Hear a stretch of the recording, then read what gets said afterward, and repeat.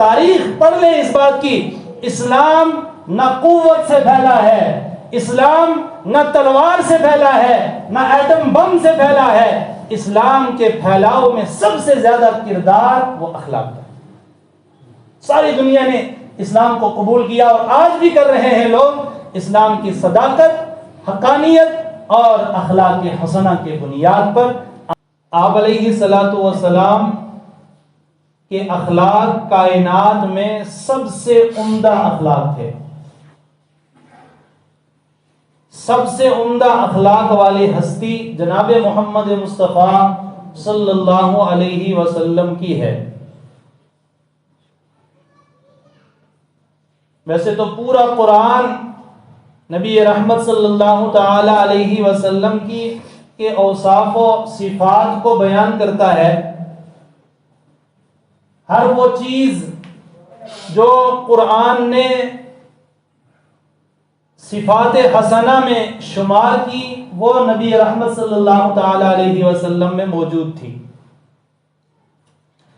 لیکن یہ جو صفت تھی اخلاق حسنہ والی، اس صفت کے بارے میں اللہ تبارک و تعالی نے قرآن مقدس میں اللہ تبارک و تعالی نے ان الفاظ کے ساتھ نبی کی تعریف فرمائی۔ فرمایا پیارے پیغمبر صلی اللہ تعالی علیہ وسلم وَإِنَّكَ لَعَلَىٰ خُلُقٍ عَظِيمٍ،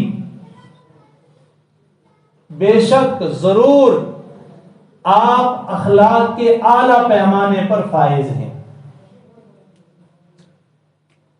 سب سے بہترین اخلاق نبی رحمت صلی اللہ تعالی علیہ وسلم۔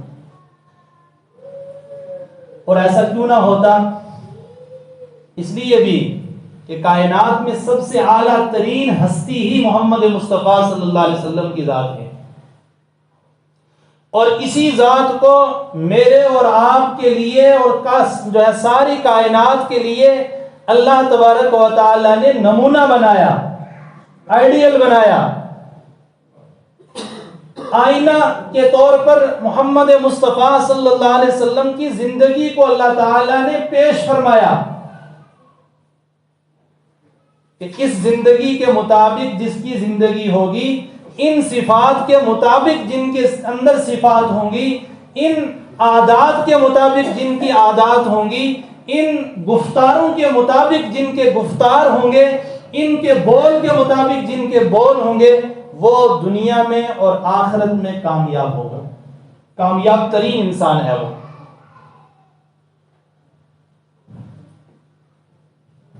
ایک یہ ہے کہ ہم اپنے دوستوں کے ساتھ، اپنے گھر والوں کے ساتھ اچھی زندگی گزارتے ہیں، اچھا بول چال ہے، اچھی عادات و صفات ہیں، لیکن غیروں کے ساتھ ہمارا رویہ ٹھیک نہیں ہے، تو یہ بھی محمد مصطفیٰ صلی اللہ علیہ وسلم کے اخلاق کے خلاف ہے۔ آپ علیہ الصلوۃ والسلام کے دوست صدیق اکبر رضی اللہ تعالی عنہ کے ساتھ بھی محمد مصطفیٰ صلی اللہ علیہ وسلم کے اخلاق، عادات، اطوار، گفتار، رفتار بہترین تھی، اور وہیں وہ لوگ کہ جو محمد مصطفیٰ صلی اللہ علیہ وسلم کی بات کو تسلیم نہیں کرتے ہیں، ان کے ساتھ بھی جناب محمد مصطفیٰ صلی اللہ علیہ وسلم کی عادات و جو ہے طبیعت بہت صحیح اور بہترین طبیعت تھی، بہترین عادات تھی، بہترین صفات تھی۔ وہ بھی اس بات کے کہنے پر مجبور ہوئے جب نبی رحمت صلی اللہ علیہ وسلم نے، علامہ امام رازی رحمت اللہ علیہ نے اپنی تفسیر میں اس کو نقل فرمایا کہ محمد مصطفیٰ صلی اللہ علیہ وسلم کی اخلاق کو اگر جاننا ہے تو اس بات سے پہچانو کہ آپ علیہ الصلوۃ والسلام نے 40 سال اپنی قوم میں، برادری میں، شہر میں، علاقے میں گزارے، اور 40 سال کے بعد جب نبوت کا اعلان کرنے کے لیے صفا کی پہاڑی پر جمع کیا تو کہنے لگے آپ نے میں نے وَلَقَدْ لَبِثْتُ فِيكُمْ عُمْرًا، میں نے تمہارے درمیان ایک بڑی عمر گزاری ہے، یعنی 40 سال بہت بڑی عمر ہوتی ہے، بڑی عمر میں نے تمہارے درمیان گزاری ہے، معاملات رہے ہیں، بات چیت رہی ہے، رشتہ داری بھی رہی ہے، پڑوسی بھی رہے ہیں، اور بہت ساری چیزیں محمد مصطفیٰ صلی اللہ علیہ وسلم نے ان کا حوالہ دیا. تم نے مجھے کیسا پایا؟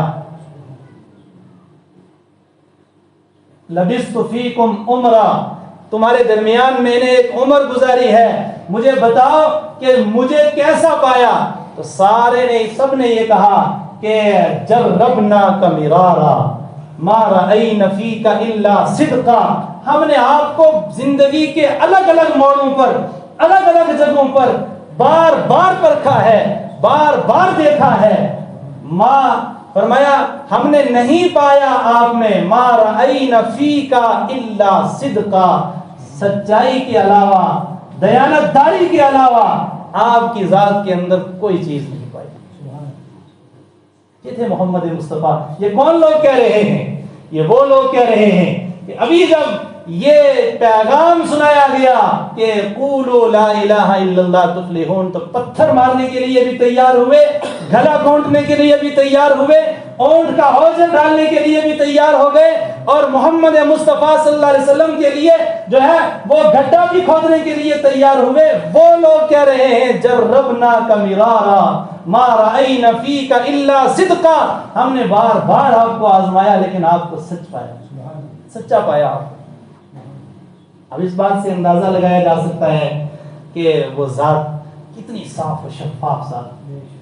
حضرت ام عائشہ رضی اللہ تعالی عنہا سے ایک مرتبہ صحابہ نے پوچھا کہ اماں جان، محمد مصطفیٰ صلی اللہ علیہ وسلم کی زندگی کے بارے میں ہمیں کچھ بتائیے. حضرت ام عائشہ رضی اللہ تعالی عنہا نے فرمایا پورا قرآن نبی کی صفات کے اندر ہے، نبی کی عادات میں ہے، نبی کے گفتار اور رفتار کے اندر ہے، نبی صلی اللہ علیہ وسلم کے اخلاق میں پورا قرآن اللہ نے بیان کیا ہے. اس طرح کے اخلاق تھے نبی رحمت صلی اللہ علیہ وسلم. آپ علیہ الصلوۃ والسلام سیر النبلاء میں لکھا ہے کہ محمد مصطفیٰ صلی اللہ علیہ وسلم کے بات کرنے کا انداز یہ تھا کہ اگر چھوٹے سے چھوٹا آدمی بھی ہے، ایک بچے کے ساتھ بات کرنی ہے یا پھر کسی غلام کے ساتھ بات کرنی ہے، تو کبھی بھی بے توجہی کے ساتھ نبی رحمت صلی اللہ علیہ وسلم نے کسی کے ساتھ بات نہیں، پوری توجہ کے ساتھ، پوری انکساری کے ساتھ. اور اعلان کیا ہے؟ اعلان یہ ہے من تواضع للہ رفعہ اللہ، کہ جو شخص اللہ کے لیے جھک جاتا ہے اللہ اس کے مقام کو بہت بلند کر دیتا ہے. دعا کیا کر رہے ہیں محمد مصطفیٰ صلی اللہ علیہ وسلم؟ فرما رہے ہیں اللہم فی عینی صغیرہ، یا اللہ مجھے میری آنکھوں میں چھوٹا بنا دے اور لوگوں کی نگاہوں میں بڑا بنا دے. یعنی آدمی صحیح تو وہی ہے کہ جو اپنی نگاہ میں اپنے آپ کو چھوٹا تصور کرے اور لوگ اس کو کہیں کہ ہاں بڑا آدمی، لوگ اس کی قدر کریں، احترام کریں، عزت کریں. یہ ہے، یہ نبی رحمت صلی اللہ علیہ وسلم کی دعا ہے کہ اپنی نظروں میں مجھے نیچا دکھا. خود پسندی بہت بری چیز ہے، بہت بری چیز ہے. اور نبی رحمت صلی اللہ علیہ وسلم کے بارے میں آتا ہے آپ علیہ الصلوۃ والسلام جب چلتے تھے تو متواضع طریقے سے چلتے تھے. متواضع کا مطلب یہ لکھا ہے مفسرین نے کہ نہ بہت زیادہ جھک کر چلتے تھے اور نہ بہت زیادہ چھاتی تان کر چلتے تھے، درمیانی رفتار کے ساتھ. آپ علیہ الصلوۃ والسلام نے منع فرمایا کہ کوئی بندہ اپنے پاؤں کو گھسیٹ کر مت چلے، قدم کے ساتھ قدم اٹھا کر چلا جائے. یہ بھی ایک اخلاق کا ایک پہلو ہے. آپ علیہ الصلوۃ والسلام باوجود کہ کائنات کے سردار ہیں، باوجود کہ رحمت للعالمین ہیں، باوجود کہ کائنات میں سب سے اعلیٰ ترین ہستی ہیں، سردار ہیں، لیکن اپنے صحابہ کے ساتھ کس طرح ہے؟ فرماتے ہیں حدیث میں آتا ہے نبی پاک صلی اللہ علیہ وسلم اپنے صحابہ کو جب نماز کے لیے بیدار کرتے تو ٹانگ سے پکڑ کر جو ہے یہ دباتے تھے، نماز کا وقت ہو گیا اٹھ جائیے. ایسے اخلاق کس کے ہو سکتے ہیں؟ یہ ہیں اخلاق محمد مصطفیٰ صلی اللہ علیہ وسلم کے. آپ علیہ الصلوۃ والسلام نے منع فرمایا کہ جب کسی سے مصافحہ کرو تو پورے ہاتھ کے ساتھ مصافحہ کرو، آدھے ہاتھ کے ساتھ مصافحہ مت کرو. جب بات کرتے ہیں تو پوری توجہ کے ساتھ توجہ کا مطلب یہ ہے کہ ایسا کبھی نہیں ہوا کہ محمد مصطفیٰ صلی اللہ علیہ وسلم اس وقت تک اپنا چہرہ نہیں پھیرتے تھے جب تک کہ سامنے والا اپنی بات کو مکمل نہ کر لے. یہ اخلاق ہے محمد مصطفیٰ صلی اللہ علیہ وسلم کے. اور آپ علیہ السلام جو ہے ایک آدمی آتا ہے اور مسجد نبوی کے اندر جو ہے اس کو مسجد نبوی کی تقدس کو پامال کرتا ہے. صحابہ کو غصہ آیا, جوش آیا کہ ہم تو اس کی گردن اڑا دیں. مسجد کے ساتھ اس طرح کا کام کرتا ہے, یعنی مسجد کے کونے میں اس نے دیہاتی نے پیشاب کر دیا. دیکھیے اخلاق کیسے ہیں. آپ علیہ السلام نے فرمایا نہیں, ٹھہر جاؤ, رک جاؤ, اس کو اپنی حاجت سے فارغ ہونے دو.